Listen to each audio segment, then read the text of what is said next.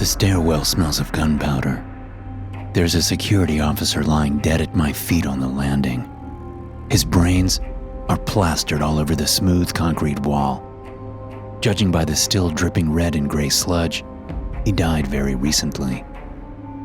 Did I kill him? I have an M4A1 carbine on a strap around my neck, and I'm holding the weapon in a ready position. I'm dressed for combat. The trajectory of the blood splatter tells me it's possible that I shot him from the lower landing as I came up the stairs. But I don't remember. A voice crackles in my ear. It's one I recognize, and it belongs to someone I trust, Bolden. "You with me, Angle?" She says over the radio. I shake my head, clearing the confusion. My training comes back to me. "Dead security officer between levels 3 and 4, I say. "No sign of any hostiles yet. Continuing on." "Check your right hand for your objective," she says. I lift my right hand off the carbine.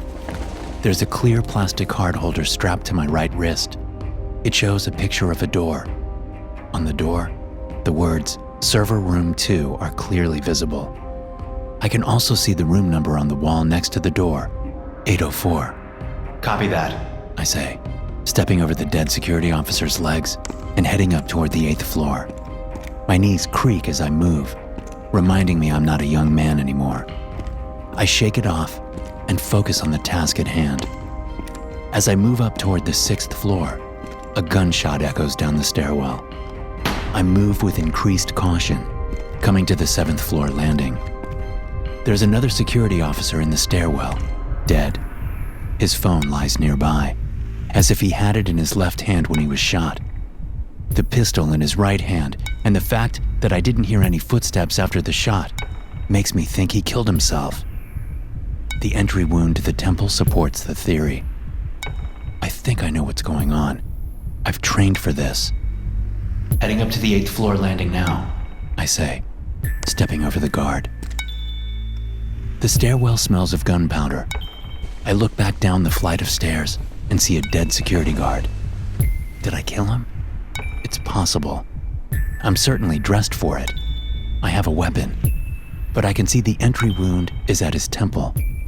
Not likely then. My pulse is high, telling me I'm likely in a combat situation. I listen hard, but don't hear any movement from up or down the stairs. A voice crackles in my ear. "You with me, Angle?" It's Bolden.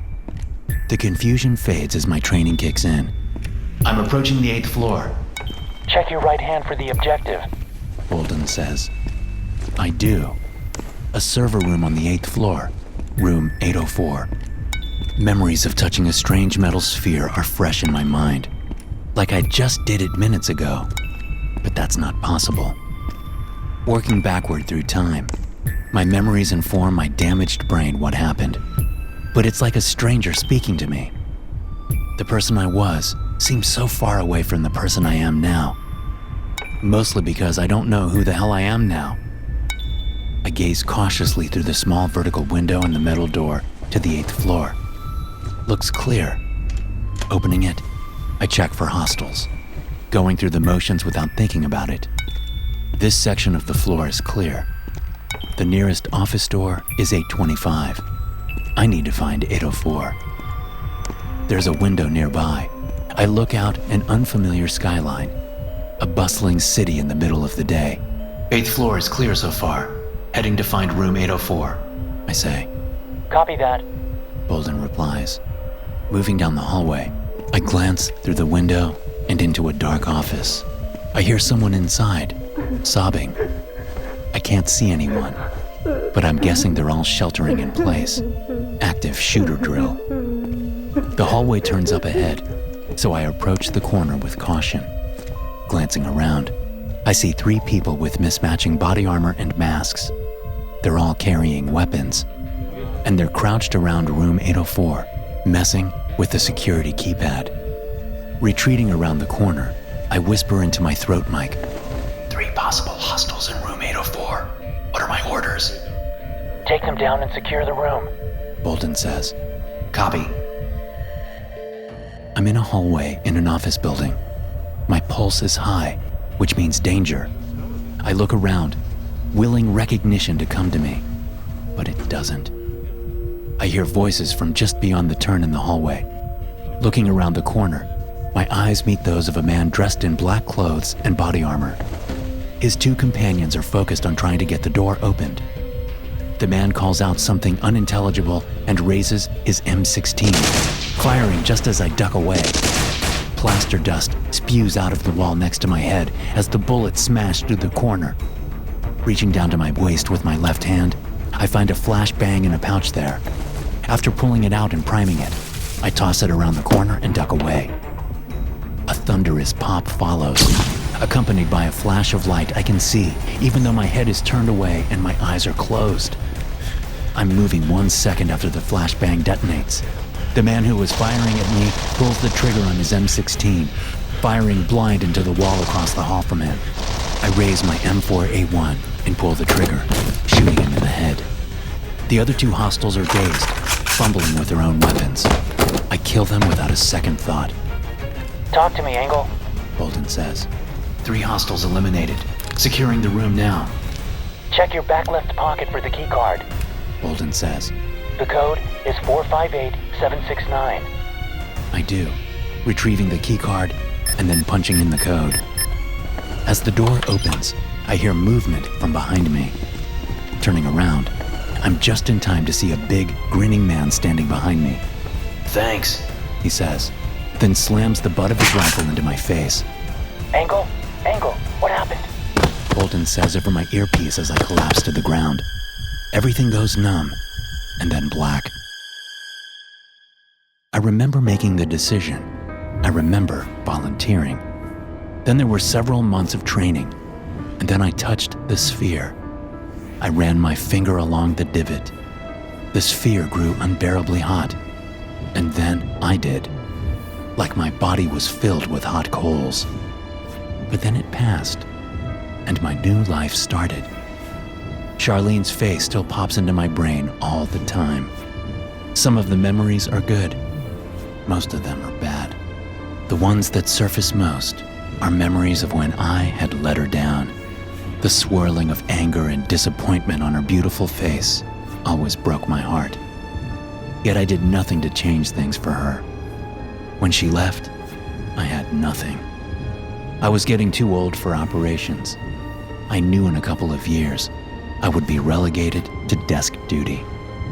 And the irony of it was, I had been looking forward to desk duty right up until Charlene left me. I was looking forward to making up for lost time with her, working regular hours for a change. But it was too little, too late. And when she left, the last thing I wanted was free time. So I signed up for this program. Little did I know, I would be in that space mentally for the rest of my life. I would continue to revert back to how I was when I touched the sphere. I condemned myself to continually living the heartbreak I was experiencing at the time. Because when you can't make new memories, it's like time stands still. Did I do it on purpose? Was it a subconscious punishment? I don't think so. I was just desperate. And desperation makes you do foolish things. Pain makes me cry out and open my eyes, leaving the fuzzy world of semi-consciousness behind. I'm strapped to a chair in a room full of servers, their blue lights giving the man crouching in front of me a sickly pallor. Bucking in the chair, I try to pull my hand away from him, but it's no use. He's already cut the pinky finger off my right hand, and my chair is pressed up against a server rack, keeping me from moving. He smiles as he works with the bolt cutters. Even crouching, I can tell he's a big man. He wears worn-looking urban fatigues under his bulletproof vest.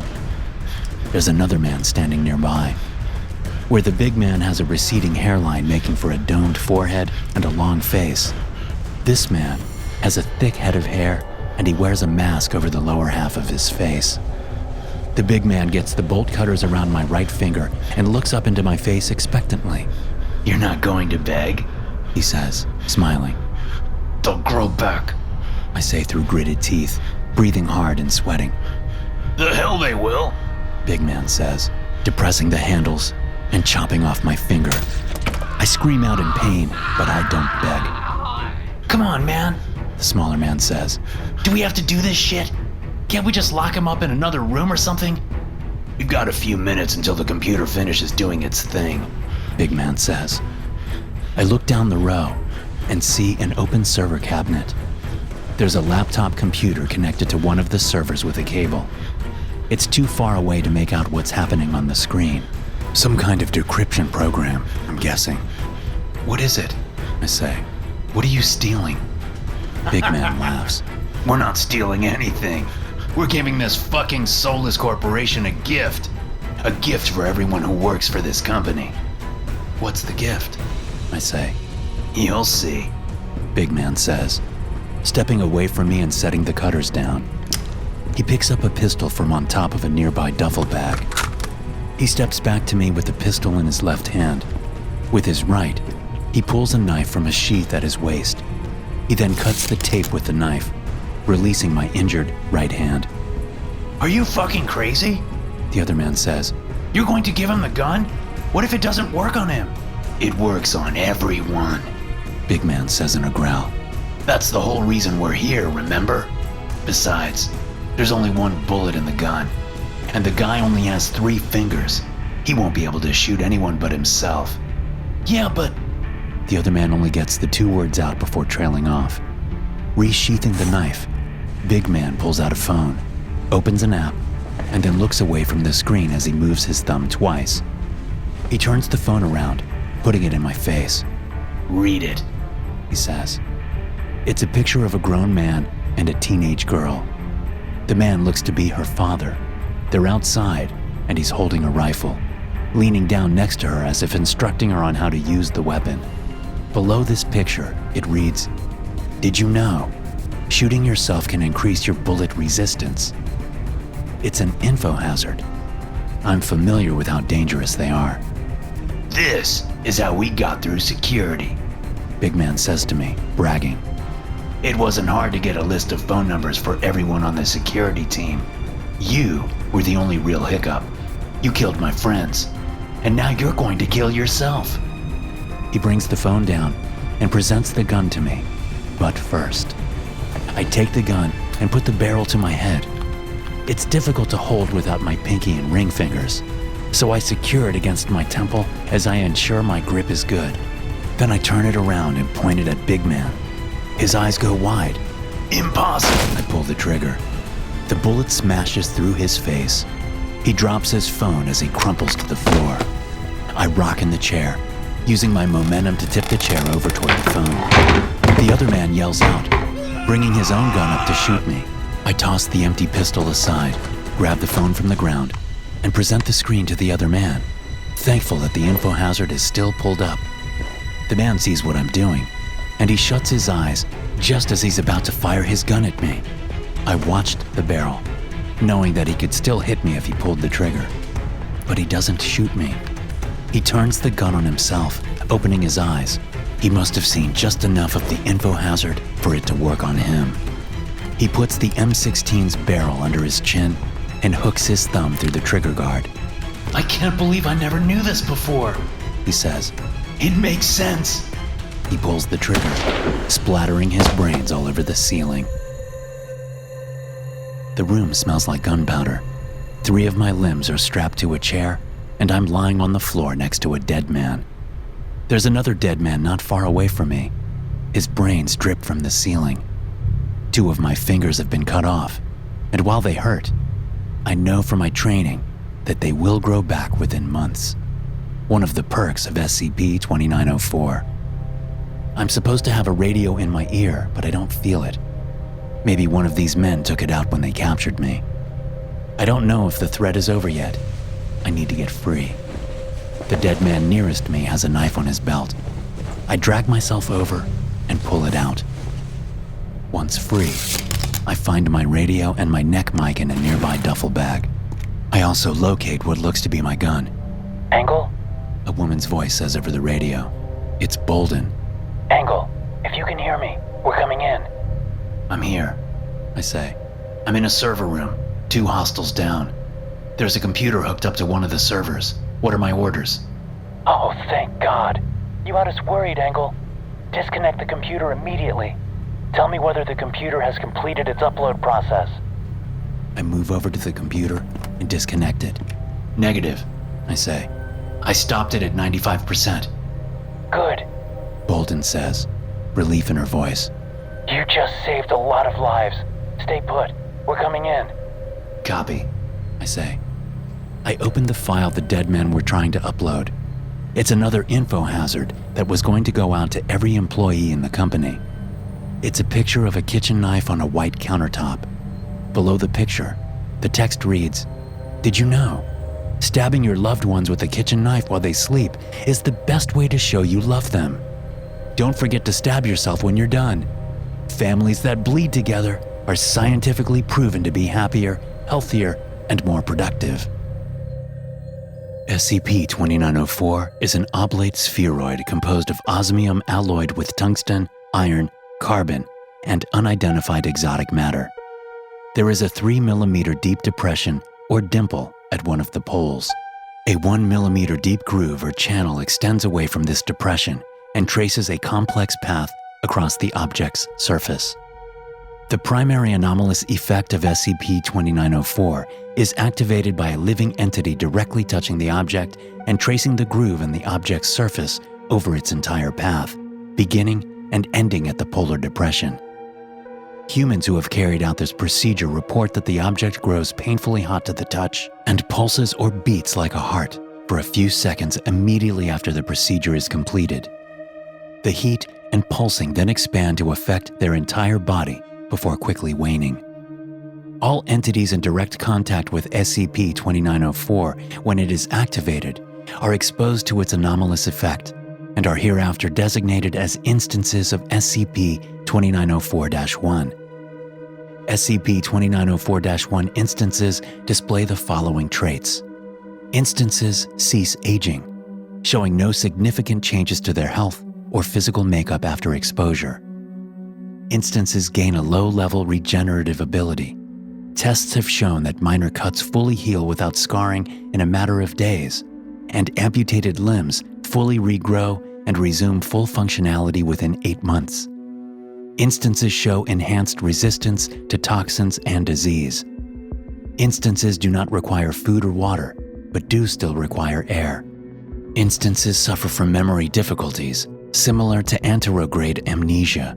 This makes it impossible for subjects to learn new tasks or create new memories. They still retain memories and abilities they had before touching SCP-2904. Instances demonstrate a significant resistance or outright immunity to many memetic hazards, cognitohazards, and related phenomena.